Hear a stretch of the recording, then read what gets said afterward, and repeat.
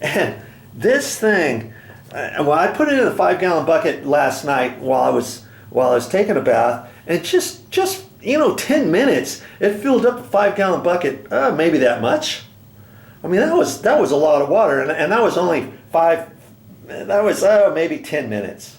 So can you imagine the other nights we were in there, Mommy would take a 10-15 minute bath, I would go in there and take a 15-20 minute bath, and the water was just drip, drip, drip, drip on that plate, and then the water went down on the subfloor, and then it ran underneath this tile, and where the subfloor, wherever it had a crack in the subfloor, it drained down to the bottom of the floor joist, ran along the bottom of the floor joist, and out on that, down there on the corner of the stairwell.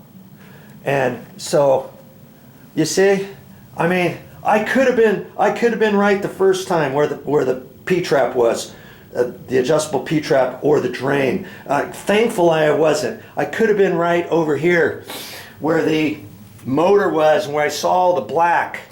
I could have been right there because that was almost in line with that too. And with this wet, I mean, it didn't necessarily make a perfectly straight line all the way out there. It could have kind of went off at a slight angle, because when I measured, it was about in line with that, straight across from where it was dripping out of that ceiling over there. Son of a gun. Now, you know what? I don't even have to call a plumber because I figured it out on my own. Had I called a plumber, I don't know if he would have even been able to figure it out. He might have convinced me to cut a hole in the sheetrock ceiling in the bathroom downstairs and all that kind of stuff. Don't have to do that now. And lucky for me, I don't know if you watched the other previous video. I wish, if you ever watch one of my videos, and if it has a part 1, part 2, part 3, your best bet would be to watch all of them. Even if you come in and you see a title and you're at part 3, watch part 1 and 2, because you might learn quite a few different interesting things on that too. Well, there was here's the half bath downstairs. Of course, I still got to put it together because we just recently moved in here, and of course we moved in before everything got done, and because we had to get out of the other place and all that kind of stuff. So hey, sometimes you got to do what you got to do, right? So we're just using this as storage right now. We don't need to use this bathroom right now. We got 2 bathrooms upstairs. What the heck, right? And so there's an exhaust fan right there. I took the guts out of that. I had to actually cut it because I couldn't get to the mounting screws, because I was hoping I could just see surface mounted screws and undo the screws, push that out of the way to look up in there just as an inspection point. I couldn't do that, so I cut that side. I was able to loosen up this side off of some little clips, bent that up out of the way, shine my phone flashlight up through there, and was able to determine exactly where I was in relationship to the other bathroom and stuff like that. And I was able to make some measurements and do some deductions and assumptions and all that kind of stuff. Had I not been thinking, I might have just blown through, okay, let's just cut the ceiling, because I was so sure that there was going to be a water leak up there where I'd have to get a plumber in here, cut the pipes, shut the water off, or do something with the drain or something like that. I even was toying with that yesterday before I found the actual cause of the leak. And then I was even thinking, hey, wait a minute, maybe in the garage I could cut a inspection hole up there, shimmy through, because this is a 9-foot ceiling, shimmy through a little area above the 8-foot ceiling over here. Granted, that would have only been able to give me a little bit of room to squeeze through there, be a little small little person, and go through there and go up there. Okay, I was even thinking about doing that before I was able to figure out how to get this thing cut out of there.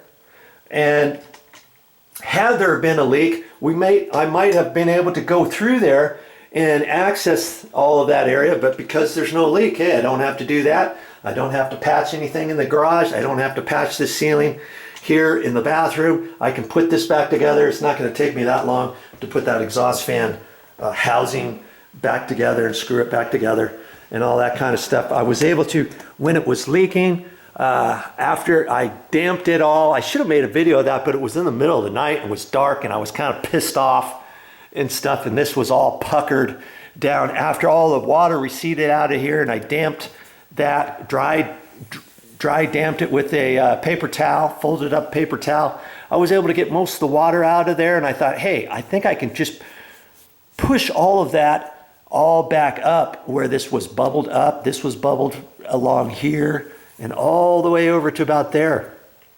I thought, if I can push that up tight and kind of dry it and stuff, and 15 minutes later did another go at it and stuff, I thought, once it dries 100%, it might stick up there, and I may not have to patch this. Patch it and skim it and sand it and spray texture it and try to blend it into the spray texture, another patch on the ceiling, right? And I thought, maybe I can get by without having to do that. And sure enough, everything has stuck back up in there. Granted, I've got some hairline cracks. I got to put a little caulking there, some there, right there. And I'm letting this dry out. This crack has gotten just slightly a little bit bigger from the first day. You see there? The water dripped out right there, and it traveled this way, and it cracked this and separated it all the way up to there. So I can recalc that, fix that little bit there, and hardly make it look like you didn't even know that was there. Put 2 coats of flat paint on there, because that's what I have on the ceiling. If I just put 1 coat, it might not blend in. I'll put 2 coats on that, and I'll have that fixed. And here I thought it was going to be a major ordeal. When that thing started dripping over here, Mommy was having a heart attack. And we got a flood, it's flooding. Mike, come back here. I mean, Joe, come out here, we got a leak. And I'm thinking, you know, whenever something like that happens, you always think of the worst. I'm thinking, good grief, I'm just spending, you know, a couple months getting all this painted, getting the carpets ripped out, getting the flooring ripped out, repainting the door frames, repainting the baseboards, doing all kinds of stuff in here, and trying to put everything back together.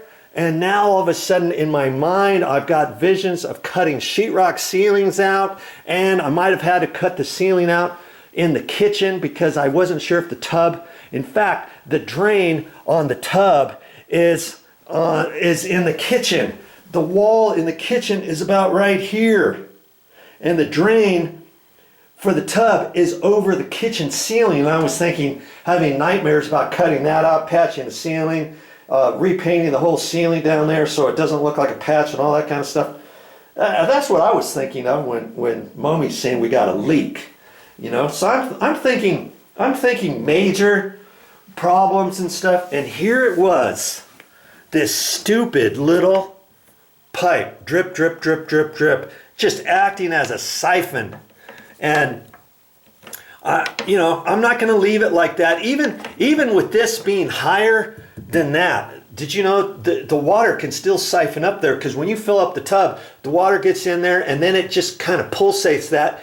And the more water you get in there, the more it forces a friction, a pumping motion, and this can fill up with water, even though this pipe is higher, this outlet is higher than the inlet. And I don't know.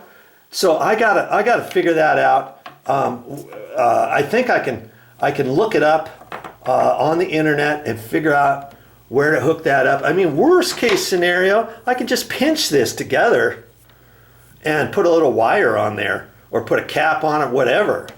But I think there's a reason for this. It probably lets air go in there, and it probably helps the whole thing. I mean, I think everything will work if I pinched it off, but I'm gonna do my due diligence and see exactly where this gets connected, because there's no way I want to have a bucket out here having this drip into a bucket every time I take a bath. No, I don't want to do that.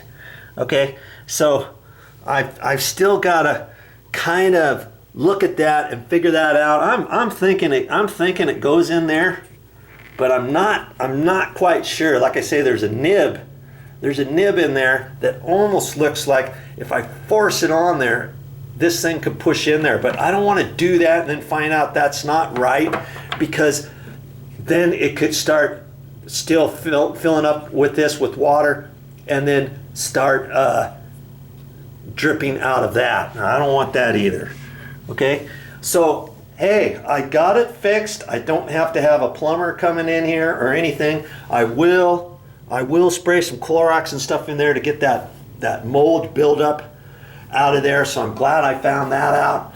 I'm also looked at this to see why the water pressure was low, and I'm not sure why the water pressure is low for that. I may have to next time we get a plumber over here to install the toilet and the sink in that half bath downstairs, I may ask him about what his thoughts are. I don't think there's any way of taking this out and adjusting the water pressure right in here. I don't think there is. And it's like where else could it possibly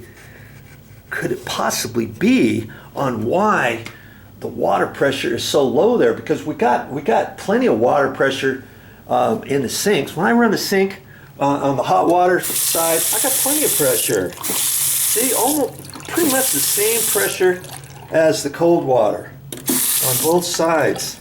Hot water, see? So, you know, it's not like the pressure of the whole house is low. So I'm not quite sure what's going on with that. We did take the water heater out. It was only a 40-gallon water heater, and we put in a tankless water heater. And maybe on the tankless water heater, because this is so big, maybe the pressure is not that much, and because it's a tankless, there's only so much pressure that comes out at any one time, thereby, because the tub spout is bigger than the little faucet spouts, maybe that's why there's hardly any pressure. I mean, look at that. That's it.